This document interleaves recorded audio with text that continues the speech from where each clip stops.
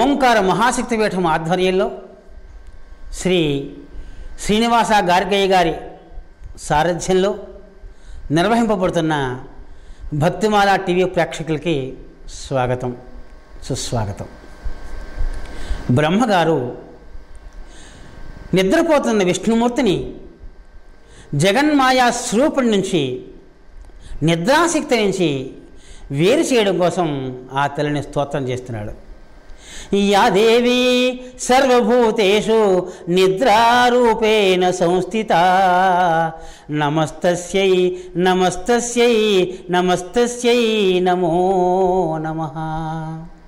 అమ్మా, సమస్త ప్రాణుల యందు అబోధ రూపంగా, అంటే మత్తు రూపంగా ఏ తల్లి అయితే నిద్రపోతూ ఉంటుందో, చైతన్య రాహిత్యంగా ఏ తల్లి అయితే నిద్రపోతూ ఉంటుందో, యా దేవి సర్వభూతేషు నిద్రారూపేణ సంస్థిత నమస్తస్యై నమస్తస్యై నమస్తస్యై నమో నమః అని స్తోత్రం చేయగా ఆ తల్లి కరుణించి అక్కడి నుంచి మహాకాళీ స్వరూపంతో ఆ విష్ణుమూర్తి నుంచి బయటికి తొలగిందిట. మహాకాళి ఆవేళ అవతారం. ఈ సృష్టిలో మొట్టమొదటిగా ఆవేళ అమ్మ మహాకాళిగా అవతరించింది. అందుకనే మహాకాళి, మహాలక్ష్మి, మహాసరస్వతి ముగ్గురిని మన భారతీయులు, మన హిందువులు ప్రతి ఇళ్లలోనూ కూడా తప్పకుండా ఈ మూడు పీఠాలని పెట్టి పూజించడం జరుగుతుంది. అందులో మొట్టమొదటి మహాకాళి. కాళి అంటే నల్లగా ఉంటుంది అర్థం. నల్లగా ఉండేది తమో గుణము, ఎరుపు రంగుతో కూడుకున్నది రజోగుణము, తెల్లగా ఉన్నది సత్వగుణము. ఇప్పుడు విష్ణుమూర్తి నల్లగా ఉన్నాడు అంటే ఆయనలో తమోగుణం బాగా వ్యాపించి ఉంది నిద్రారూపంగా. ఆ నిద్రాదేవతను వైదొలగమ్మ అని ప్రార్థన చేస్తే ఆవేళ బ్రహ్మగారి ప్రార్థన విని కాబోయే కార్యక్రమాన్ని నిర్వహింపబడాలి కనుక ఆ తల్లి పక్కకు తప్పుకుందట. ఇప్పుడు విష్ణువు లేచేట వెంటనే చూసారా, తమోగుణం తొలగిన వెంటనే సత్వగుణం ఉద్బుద్ధం అయింది. అట్లాగే మనలో కూడా అజ్ఞానం తొలగితే చాలు జ్ఞానం ప్రకాశిస్తుంది. మనకు కావలసింది జ్ఞానం కాదు, అజ్ఞానం తొలగడం. అజ్ఞానము జ్ఞానము రెండూ మన దేహంలోనే ఉన్నాయి, మనలోనే ఉన్నాయి, ఎక్కడో పైన లేవు, అన్నీ ఇక్కడే ఉన్నాయి. ఇక్కడ ఉన్న వాటిని మనం సరిగ్గా సద్వినియోగం చేసుకోలేకపోతున్నాం, శోధన చేసుకోలేకపోతున్నాం. అజ్ఞానాన్ని తొలగించుకుంటే జ్ఞానం దానంతటిదే ప్రకాశితం అవుతుంది. ఇప్పుడు లోపల చీకటిగా ఉంది, అక్కడ ఒక పుస్తకం పెట్టాం, ఒక పెన్ను పెట్టాం. ఒరే అబ్బాయి కొంచెం పెన్ను తీసుకురారా అన్నాం. వాడు వెళ్ళాడు, నాన్నగారు కనిపించలేదని బయటకు వచ్చేసాడు. ఓర్ని వెర్రివాడ ఇలా దారా అని వెళ్ళి లైట్ వేసాడు, పెన్ను కనిపించింది, అదిగో పెన్ను ఇక్కడే ఉంది కదా తీసుకురా అన్నాడు. ఇంతకుముందు కుర్రవాడ లేదని చెప్పి వచ్చినప్పుడు వాడికి పెన్ను కనిపించలేదు తప్ప లేకపోలేదు, అక్కడే ఉంది. అజ్ఞానావృతం అయి ఉంది, చీకటి చేత ఆవృతం అయి ఉంది. కనుక మన జ్ఞానము అజ్ఞానం చేత ఆవృతం అయి ఉంటుంది. మనం చేసుకోవాల్సింది ఒక్కటే, అమ్మవారి పాదపద్మాలు గట్టిగా పట్టుకుంటే ఆ తల్లి అజ్ఞానాన్ని తొలగిస్తుంది, జ్ఞానప్రబోధ చేస్తుంది. ఇప్పుడు తమోగుణం తొలగిన వెంటనే విష్ణుమూర్తి లేచుకొస్తున్నాడు. నాన్న అని దగ్గరికి వెళ్ళాడు బ్రహ్మగారు. ఏం నాయనా? అదిగోనయ్యా, తౌ మధుకైటభో పీడయంతి నిరంతరం. వాళ్ళు నన్ను యుద్ధం చేయి యుద్ధం చేయి యుద్ధం చేయని చంపేస్తున్నారయ్యా, లేకపోతే ఈ పద్మం విడిచిపెట్టి వెళ్ళిపోమంటారు. ఎట్లా నాయన, నువ్వే నన్ను రక్షించాలి అన్నాడు. వెంటనే విష్ణుమూర్తి ఏమన్నాడో చూడండి. అహం తౌ వధయిష్యామి దానవో మధుకైటభో. నేను వాళ్ళిద్దరినీ వధిస్తాను అని వెంటనే మాట ఇచ్చాడు. నేను వాళ్ళ దర్పాన్ని హరిస్తాను అని అన్నాడు. అంతే, విష్ణుమూర్తి కూడా తాను ఏ శక్తి మూలంగా పుట్టి పెరుగుతున్నాడో, ఏ శక్తి మూలంగా అవతారాలు ధరిస్తున్నాడో ఆ శక్తిని మర్చిపోయి అంతా తానే మూలకారకుడుని నేను వాళ్ళ దర్పాన్ని అణుస్తాను ఎప్పుడైతే అన్నాడో అమ్మ వెళ్ళి దూరంగా కూర్చుంది. విష్ణుమూర్తి యుద్ధానికి వెళ్ళాడు. వాళ్ళ మహాబలపరాక్రమాలు కలిగిన వాళ్ళు. అజేయో ఆ తల్లి వరం ఇచ్చింది. దేవతల చేత కానీ రాక్షసుల చేత కానీ వాళ్ళు జయింప శక్యము కాని వారి విధంగా ఆ తల్లి వరం ఇచ్చింది. అజేయో దేవదానవో కనుక దేవదానవై, దేవతల చేత కానీ దానవుల చేత కానీ మరి ఏ ప్రాణుల చేత కానీ వీళ్ళు జయింపబడరుగాక అని ఆ తల్లి ఎప్పుడైతే వరం ఇచ్చిందో, ఈ విష్ణు దేవుడే కదా, ముందు వెనక ఆలోచన చేసుకోకుండా నేను వాళ్ళ దర్పాన్ని అనుస్తాను అని యుద్ధానికి బయలుదేరి వెళ్ళాడు మహానుభావుడు. ఏం చేశాడు? 5 వర్ష సహస్రాణి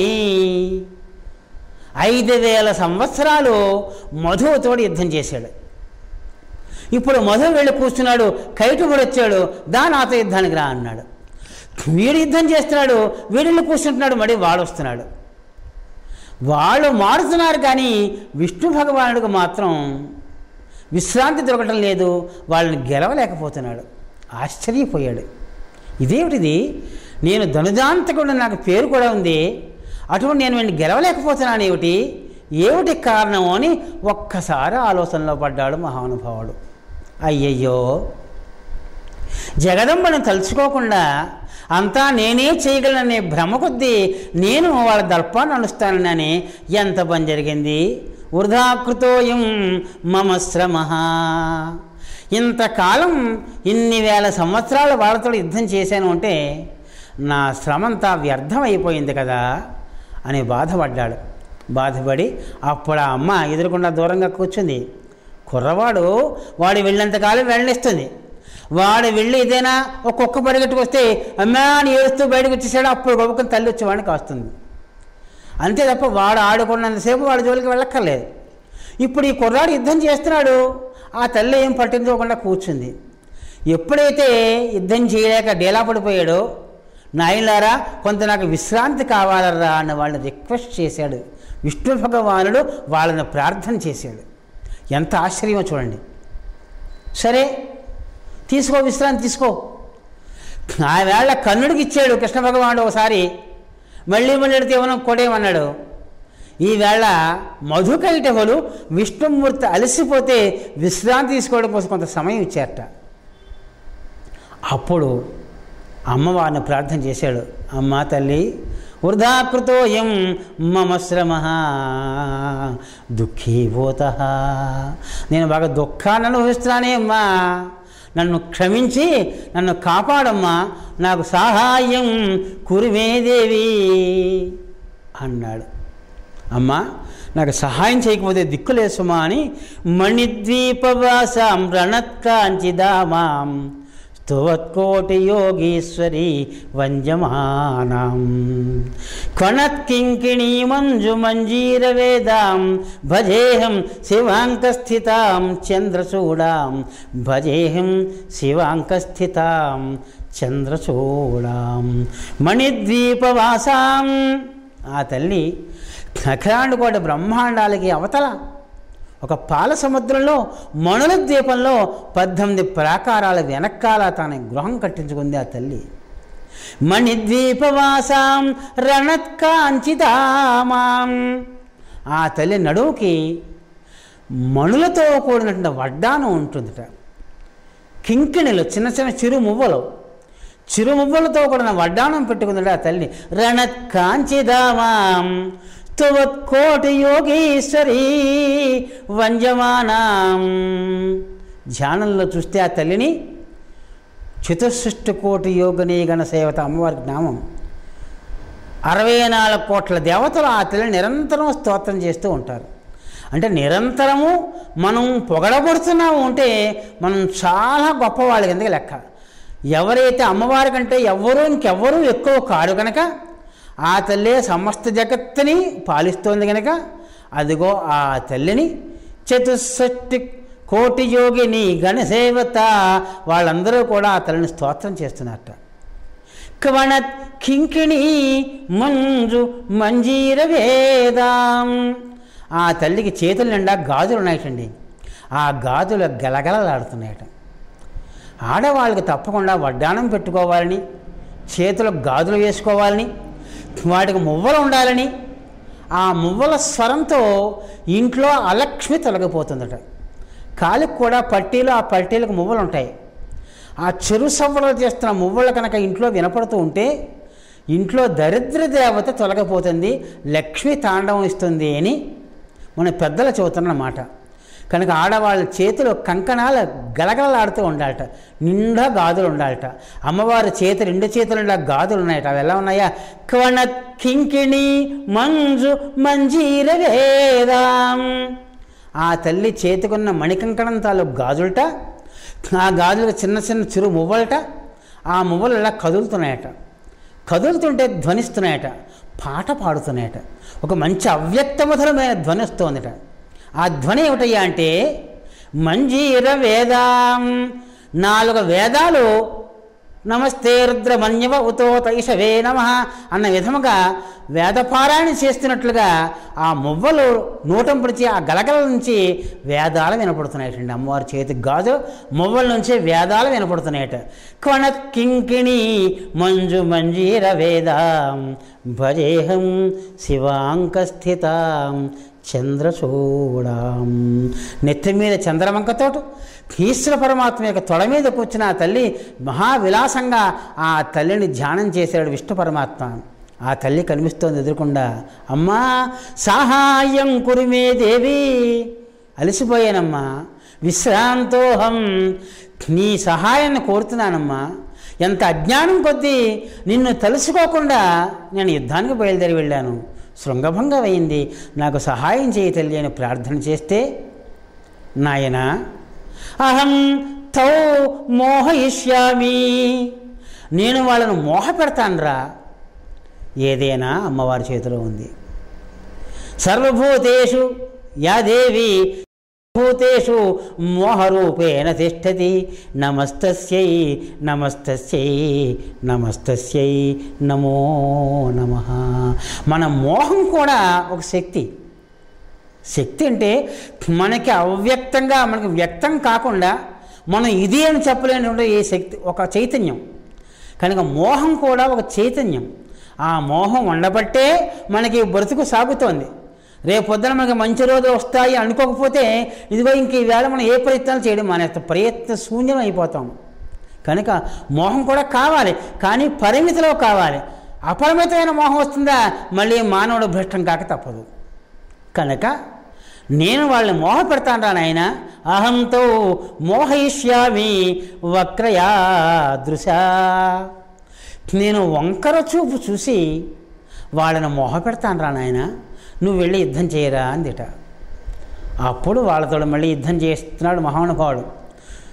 వీళ్ళిద్దరికీ సాక్షిగా అటు బ్రహ్మ అటు జగన్మాత కూర్చున్నారు. వీళ్ళు యుద్ధం చేస్తున్నారు. మాటి మాటికి ఈ విష్ణు భగవానుడు అమ్మవారికి చూసి శక్తిని పెంపొందించుకుంటున్నాడు.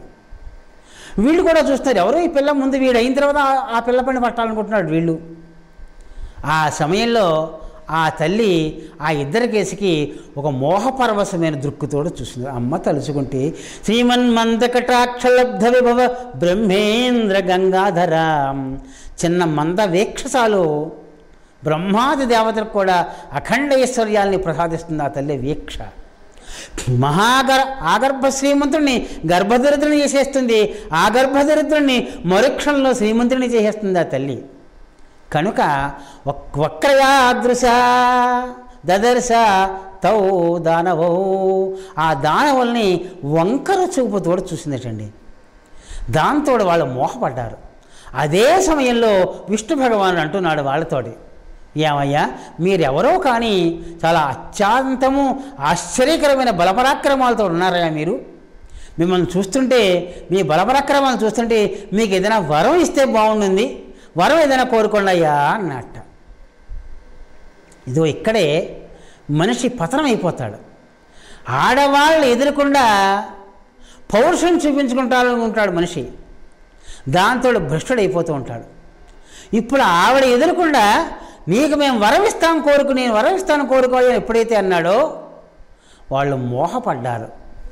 ప్రెస్టేజ్ క్వశ్చన్ అంటాం కదా ఇంగ్లీష్లో, అలాగా మేము ఇంతకాలం యుద్ధం చేసిన వాళ్ళం నీతోటి నువ్వా మాకు వరం ఇచ్చేది, నీకే వరం ఇస్తాం కోరుకో అన్నాడు ఆ ఇద్దరు కూడా. అది అమ్మవారి తాలూకు వంకర చూపు ఫలితం ఏమిటి అంటే దానవల్ని మోహపెట్టింది. లోభం వేరే, మోహం వేరే, తర్వాత చెప్పుకుందాం మనం. ఆ మోహంలో పడిపోయి పరువు పోతుందని, తమ వైభవం తగ్గిపోతుందని, నీకే వరమిస్తాం కోరుకో అని ఎప్పుడైతే అన్నారో, తథాస్తు నాయన అలాగే చేయండి అయ్యా, మీరు నాకు వరం ఇవ్వడం కూడా గొప్పే. తౌ ఉభౌ వర్జితాం మమ, మీరిద్దరూ నా చేతుల్లో చనిపోండి అయ్యా, ఇదే నేను కోరే వరము అన్నాడు. ఎంత ట్రిక్ పన్నాడో చూడండి. వరం కోరుకుంటే మహా అయితే అది కావాలంటారు ఇది కావాలంటారు అనుకున్నాడు పాపం వీడు. ఎప్పుడైతే మీరిద్దరూ నా చేతుల్లో చనిపోండి అయ్యా అని వరం కోరాడో అప్పుడు వాళ్ళు గుర్తుకొచ్చింది. అరే వంచితో ఓవో సోదరు, ఊరే నాయన మన ఇద్దరము మోసపోయానురా వీడి చేతిలో, అనవసరంగా పరువు ప్రతిష్టలకు పోయి నీకే వరం ఇస్తాం కోరుకోమన్నాం. ఎప్పుడు కూడా మానవుడు ఆర్భాటం వల్లే సగానికి సగం చెడిపోతాడు. సగం ఆర్భాటం వల్లే, లేదని చెప్పుకోవడానికి సిగ్గు వల్ల అప్పు చేసే పప్పు కూడదని మొత్తం అంతా నాశనం చేసుకుంటాడు. నీ స్థితి నువ్వు ఉన్నదన్నట్లు చెప్పుకోలేకపోతే నిన్ను నువ్వు మోసం చేసుకోవడం ఏమీ సందేహం లేదు. నిన్ను నువ్వు మోసం చేసుకుంటున్నావు అని అర్థం.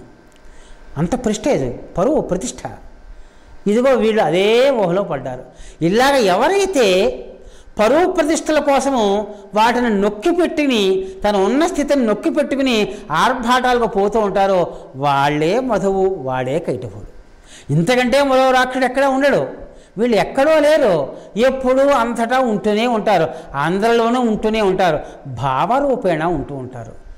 వాళ్ళు దేహధారణ అక్కర్లేదు, వాళ్ళకి భావరూపం. ఎవరికైతే ఆర్భాటు వచ్చిందా వాడిలో కైటవుడు ప్రవేశించాడు. కొంతమంది వెళుతూ ఉంటారు, బేరం ఆడకుండా ఎక్కేస్తూ ఉంటారు ఆటోలో, అంతే వాడు 200 ఇమ్మంటాడు, నోరు వెతకుండా సచ్చినట్టు ఇవ్వాల్సిందే, ముందు అడగలేదు వాడు అడిగినట్టు ఇవ్వాల్సిందే. కనుక నామోషికి పోతే మానవుడు భ్రష్టుడు కాక తప్పడు. ఈ మైదుకైటవులు వంచితో ఉభౌ అని ఎప్పుడైతే అనుకున్నారో, సరే దీన్ని తప్పించుకునే ప్రయత్నం చేద్దాము అని, సరేనయ్యా నువ్వు వరం కోరేది ఇస్తాం, కాకపోతే ఒక షరతు, వరం ఇవ్వనంటం లేదు, ఇవ్వనంటే గొడవ లేదు.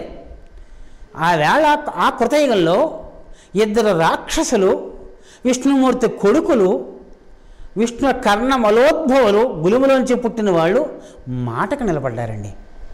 ఈవేళ ఎన్నో మాటలు మాట్లాడే సత్యాలను పలికేస్తూ ఉంటాం, 60 అబద్ధాలతో సత్యాన్ని మాటుపడి చేస్తూ ఉంటాం. అన్న మాట కోసం నిలబడిన వ్యక్తి ఉన్నా ఒకటే లేకపోయినా ఒకటే అని ఆ వేళ మధుకైటవులు నిరూపణ చేశారు.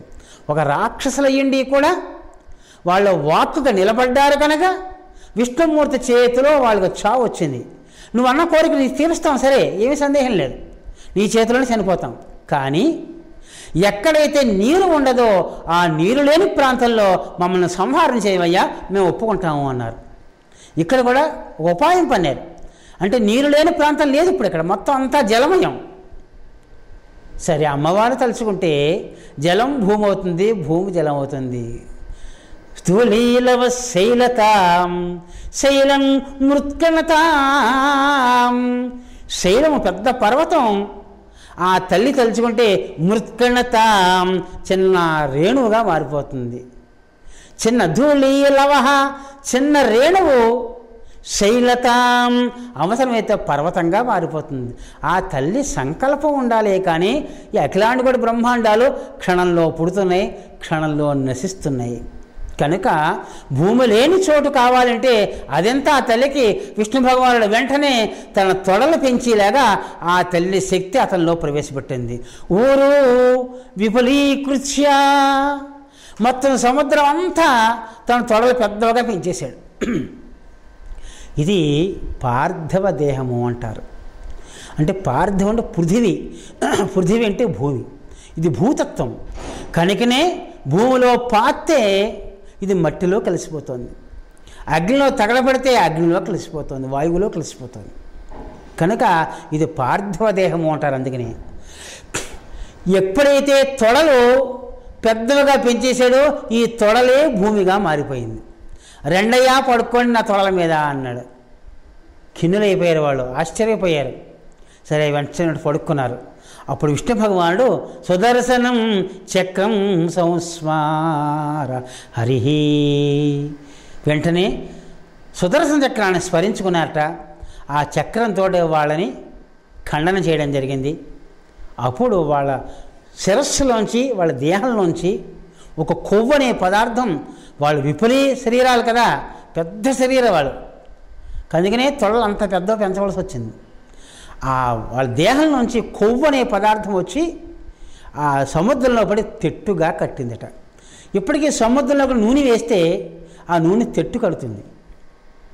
కనుక మధుకైటపుల యొక్క మేధ ఏదైతే ఉందో, మేధస్సు అంటారు, మేధ అంటారు, దాని బదులు కొంతమంది మేధస్సు అంటారు. చాలా తప్పది. మేధస్సు అంటే కొవ్వు, మేధ అంటే తెలివితేటలు, బుద్ధి. ఇప్పుడు ఈ కొవ్వు సముద్రంలో పెద్ద తెట్టు కట్టిందట, అదే భూమిగా మారిందట. దాన్ని మధుకైటపుల మేధ నుంచి పుట్టిన తెట్టు కనుక దాన్ని మేదిని అన్నారు. ఈ భూమికి మేదిని అని పేరు. కనుక మధుకైటపుల తాలూ కొవ్వు కనుక కొంతమంది మునీశ్వరులు మొన్నదాకా కూడా భూమిలో పండిన దుంపలు తినేవారు కాదట. ఎందుకని? అది నాన్ వెజిటేరియన్గా, అది మాంసాహారంగా భావన చేసి ఆ దుంపలు తినకూడదు అనుకుని విడిచిపెట్టేవారట. కనుక దానికి మేదిని అని పేరు. మేధస్సు చేత ఏర్పడంగా మేధస్సు చేత మేదిని అయిందట. ఇది మధుకైటపుల సంహారం. అమ్మవారు విష్ణు భగవానుడు 10,000 సంవత్సరాలు యుద్ధం చేయలేకపోతే అమ్మవారు వంకర చూపుతోటి క్షణమాత్రలో వాళ్ళని వశం చేసుకుంది. మహాకాళిగా అవతరించింది. మహాకాళిగా అవతరించింది అంటే విష్ణు భగవానులోని తమోమయమైన శక్తి బయటకు వచ్చింది. మహాకాళీ స్వరూపాన్ని ధరించింది, నల్లని స్వరూపాన్ని ధరించింది. కనుక సృష్టిలో మొట్టమొదట అమ్మవారి తాలూకు అవతారము మహాకాళీ అవతారము.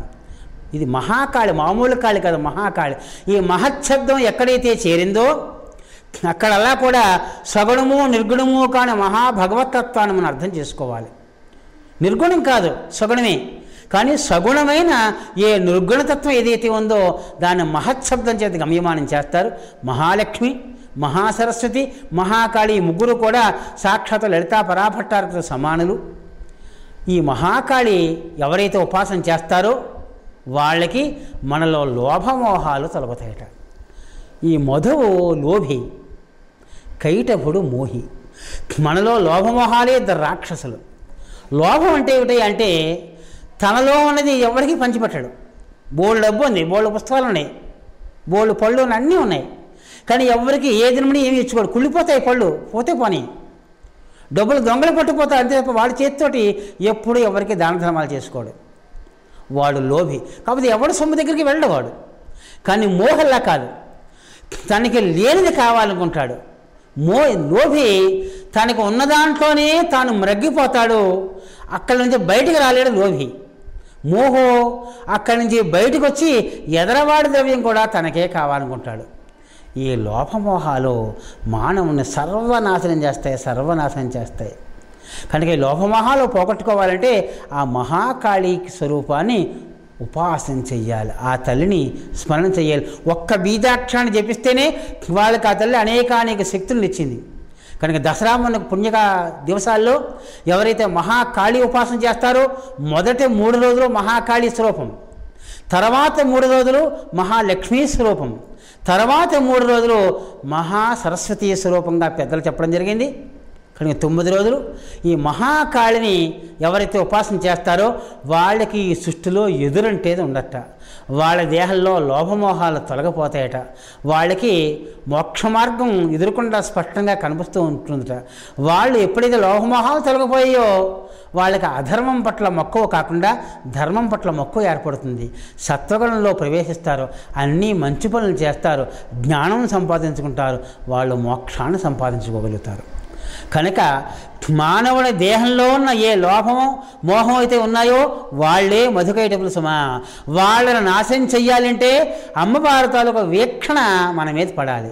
అమ్మవారి దృక్కు మన మీద పడాలి అంటే ఈ పని నువ్వు చేసుకున్నంత కాలం అమ్మవారి దృష్టి నీవి పడదు. నువ్వు అమ్మవారి కోసం ఏదైనా చేస్తే అప్పుడు అమ్మవారి దృక్కు నీ మీద పడి నీకు ఆ తల్లి అనుగ్రహం కలుగుతుంది. నువ్వు అన్నింట్లోనూ ఉత్తీర్ణుడు కాగలుగుతావు. కనుక ఈ మహాకాళీ స్వరూపమైన ఈ మధుకైట స్వరూపం అనే గాథ ఎవరైతే వింటారో, ఎవరైతే విని మరొకరికి చెబుతారో, ఎవరైతే ఉపాసన చేస్తారో వాళ్ళకి కాళీ వాళ్ళ పట్ల అనుగ్రహించి వాళ్ళకి ఆయుర ఆరోగ్య భోగభాగ్యాలను ప్రసాదిస్తుంది అని మనకి దేవీ భాగవతం చెబుతోంది, మధుకైట వృత్తాంతం. అలాగే మార్కండేయ పురాణం చెబుతోంది, గొప్ప పురాణం అది. అమ్మవారి తనకు వైభవాన్ని చెప్పే మహా గొప్ప పురాణంలోకి అదిగో దేవీ భాగవతం ఒకటి, మార్కండేయ పురాణం ఒకటి. అందులో మధుకైట గాథ మనం చెప్పుకున్నాం. స్వస్తి ప్రజాభ్య పరిపాలయంతాం న్యాయేన మార్గేణ మహిం మహేశాః గోబ్రాహ్మణేభ్యः శుభమస్తు నిత్యం లోకాః సమస్తాః సుఖినో భవంతు. దుర్గవు నీవమ్మా కనక దుర్గవు నీవమ్మా, దుర్గవు నీవమ్మా కనక దుర్గవు నీవమ్మా. ఈ ఇంద్రకీలాద్రి నిలయము కాగా భవానివై నువ్వు వెలసితివమ్మా. దర్శనమీవమ్మా